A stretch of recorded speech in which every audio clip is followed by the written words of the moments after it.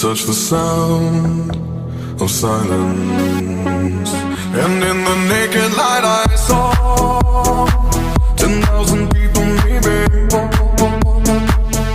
People talking without speaking, people hearing without listening, people writing songs their voices never shared, and no one dared disturb the sound of silence.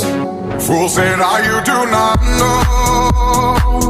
Silence like a cancer grows. Hear my words and I might teach you.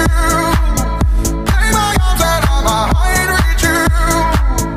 But my words, like silent raindrops, fell and echoed in the wells of silence.